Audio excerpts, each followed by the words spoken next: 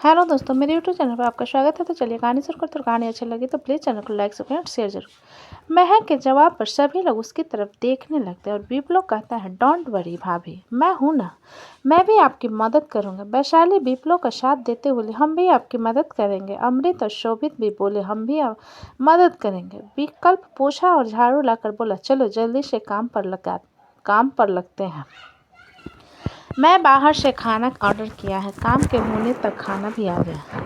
सभी एक साथ किचन की तरफ चले जाते हैं। अदिति किचन में रखे टेबल पर बैठकर सब लोगों के इंस्ट्रक्शंस देने लगती है और उसके एक हाथ में फ्रूट से भरा बकेट था जिसमें से अंगूर तोड़कर बीच बीच में अदिति विप्लव को खिला रही थी। 1 घंटे में उनका पूरा किचन साफ हो जाता है। महक सारे सामान को समेटे हुए बोली, आप लोग जाकर फ्रेश हो जाओ, मैं सारे सामान को रख देता हूँ। अमृत महक के बात पर थोड़ा सा हंसते हुए बोला, हाँ, मुझे ना हंसी आ रही है क्योंकि मृत्युंजय काफ़ी अच्छी कुकिंग करता है और उससे ऐसी गलती हो गई। वैशाली अमृत की बात पर बोली, अरे कुछ बनाकर दिखाइए तब हम मानेंगे, मुंह से फेंकने में थोड़ी ना कुछ होता है। महक उन दोनों की बात पर बोली, अच्छा झगड़ा बाद में हो जाना, जाकर फ्रेश हो जाओ। महक की बात पर वो लोग फ्रेश होने चले जाते हैं। महक भी अपने हाथ और कपड़े साफ करती है। तभी डोरबेल बजता है। सारे सर्वेंट क्वार्टर में चले गए थे, इसलिए महक जाकर दरवाज़ा खोलती है तो उसके सामने डिलीवरी बॉय खड़ा हुआ था। डिलीवरी बॉय एक थैला महक के सामने करते हुए बोला, मैम आपका ऑर्डर। महक थैला लेकर बोली, जी दादा पैसे कितने हुए? डिलीवरी बॉय महक की बात पर बोला, ऑनलाइन पेमेंट हो चुका है मैम।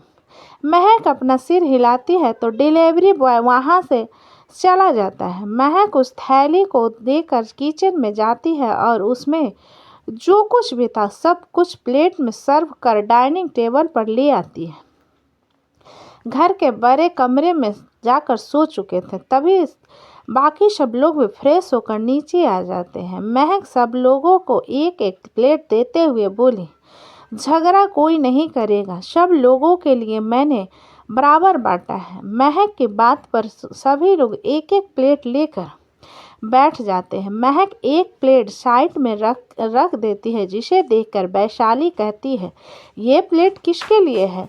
महक वैशाली की बात पर बोली, उनके लिए है, उन्हें भी भूख लगी थी ना। वैशाली और कोई ज़्यादा सवाल नहीं करती। अदिति अपने रोटी और सब्जी को ख़त्म कर चुकी थी और उसकी नज़र शोभित के खाने पर थी। शोभित अदिति की नज़र को महसूस करके बोला, तुम्हें और चाहिए? अदिति अपने दांत चमकाते हुए अपना सिर हिला देती है जिस पर शोभित अपने प्लेट का खाना अदिति को देता है।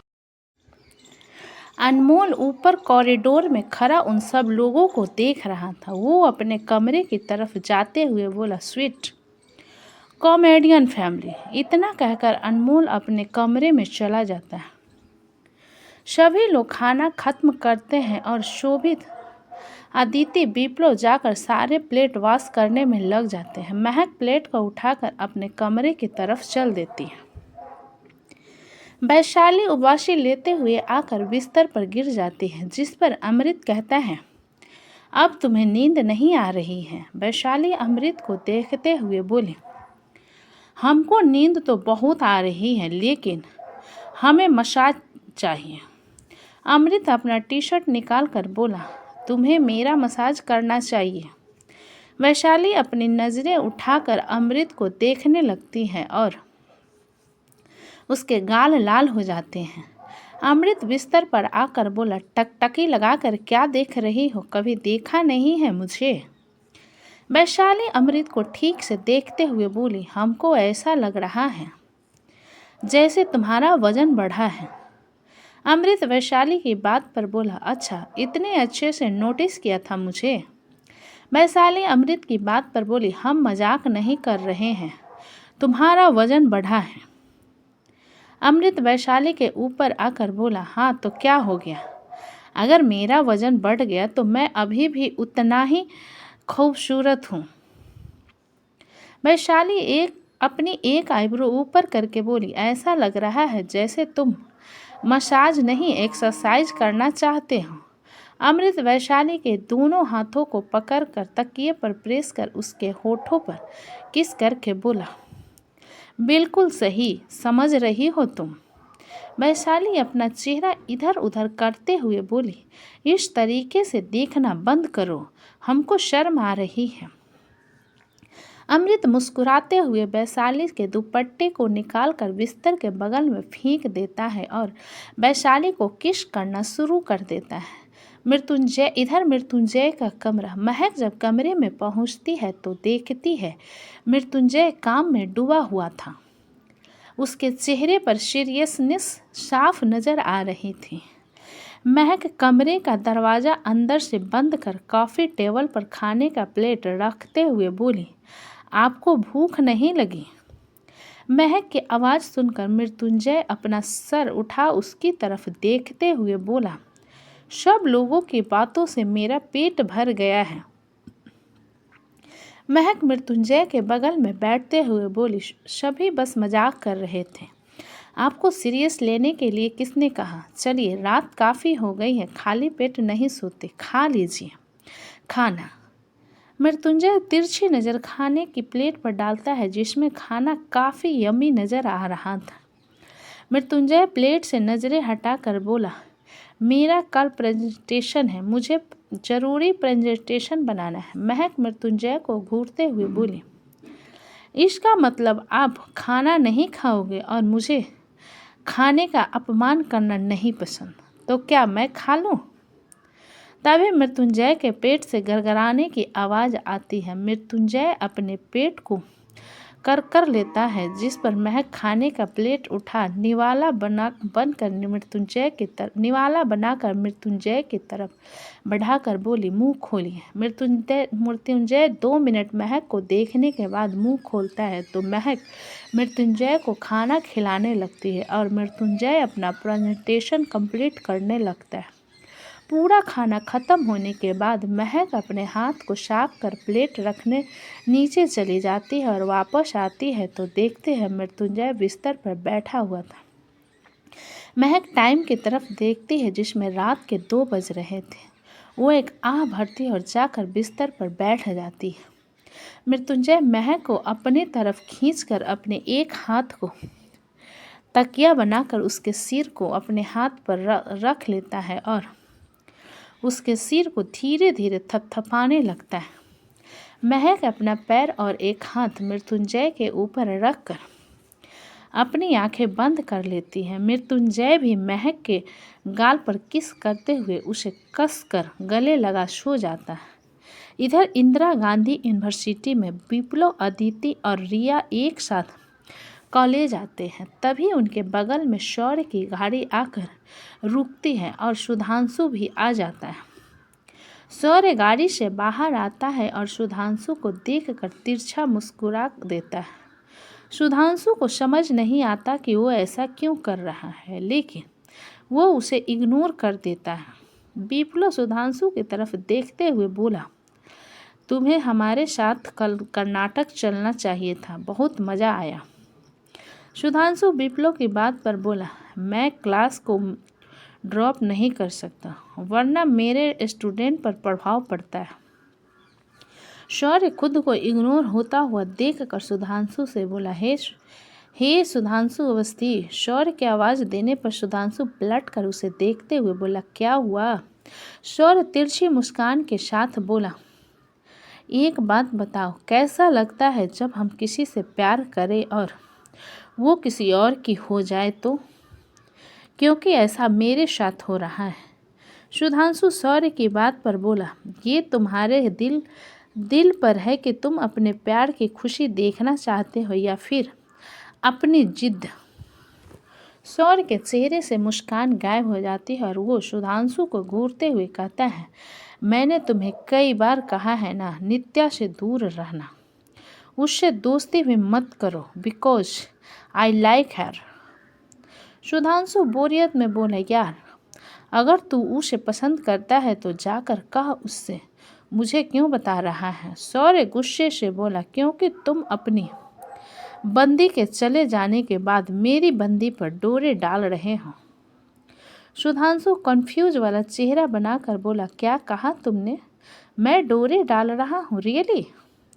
विप्लो सुधांशु की बात पर शौर्य को घूरते हुए बोला, अबे नल्ले, तुझसे बंदी नहीं पट रही है तो तू जिससे पट रही है उससे क्यों आकर यहाँ सुना रहा है? शौर्य विप्लो की बात पर सुधांशु की तरफ इशारा करते हुए बोला, एक तो इसकी बंदी ने किसी और से शादी कर ली और अब ये मेरी बंदी पर डोरे डाल रहा है। सुधांशु अपनी आंखें छोटी करके बोला, क्या कहा तुमने? शौर्य सुधांशु की आंखों में देखते हुए बोला, मीरा कशिश मित्तल तुम्हारी महबूबा है ना?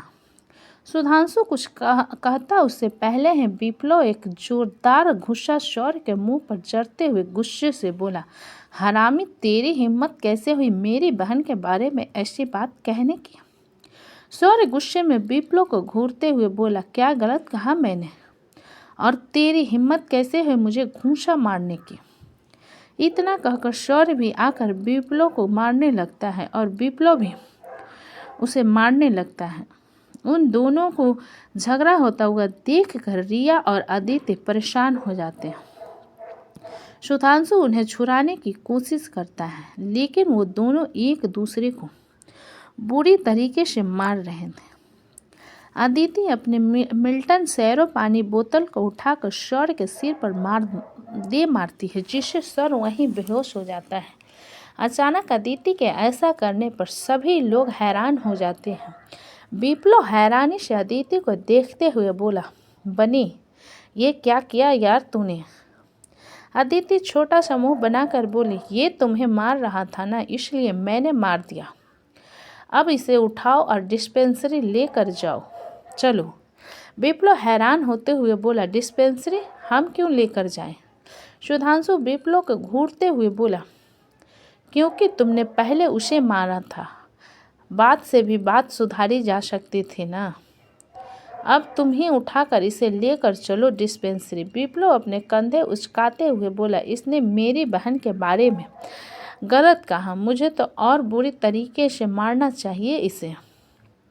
सुधांशु विप्लो की बातों को इग्नोर करते हुए बोला, मुझे नहीं पता, इसे उठाओ और लेकर चलो। विप्लो खुन्नस भरी नज़र से बेहोश पड़े शौर्य को घूरता है और उसे पिगी बैंक देकर डिस्पेंसरी की तरफ ले जाता है। विप्लो के साथ में अदिति और सुधांशु भी चले जाते हैं। रिया विप्लो के बैग को संभालने लगती है। रिया वहां से जाने लगती है तभी उसका फ़ोन बजने लगता है। रिया अपना फ़ोन देखती है जिसमें एक अननोन नंबर से कॉल आ रहा था। रिया कॉल अटेंड करते हुए बोली, हेलो। दूसरी तरफ से एक लड़के की आवाज़ आती है, हेलो, आप रिया लुथरा बोल रही हो? रिया कुछ देर चुप रहकर बोली, हाँ तो। दूसरी तरफ से लड़का फिर से बोला, मैं द्विवेदी आनंद बिहारी शास्त्री, अरुंधति का बड़ा भाई, कल आपसे नंबर लिया था। रिया द्विवेदी को याद करते हुए बोली, हाँ मुझे याद आया, लेकिन आपने मुझे इस वक्त क्यों कॉल किया है? द्विवेदी रिया की बात पर हल्का मुस्कुरा कर बोला, मैं अरुंधति को लेने के लिए मुंबई आने वाला हूँ, क्या हम दोनों कॉफ़ी पर चलेंगे? रिया द्विवेदी की बात पर बोली, ज़रूर, क्यों नहीं, हम दोनों कॉफ़ी पर ज़रूर चलेंगे। द्विवेदी रिया की बात पर खुश होते हुए बोला। रिया फ़ोन पॉकेट पर रखते हुए बोली, क्या वो मुझे डेट करना चाहता है या फिर सिर्फ कॉफ़ी के लिए बुला रहा है? इतना सोचते हुए रिया आगे की तरफ बढ़ने लगती है कि उसे कोई फिर से खींच लेता है। रिया कुछ कहती है उससे पहले ही अनमोल उसे अपने केबिन के दरवाजे से लगाकर खड़ा करते हुए बोला, तुम डेट पर जा रही हो? रिया अनमोल को देखते हुए बोली, हाँ तो।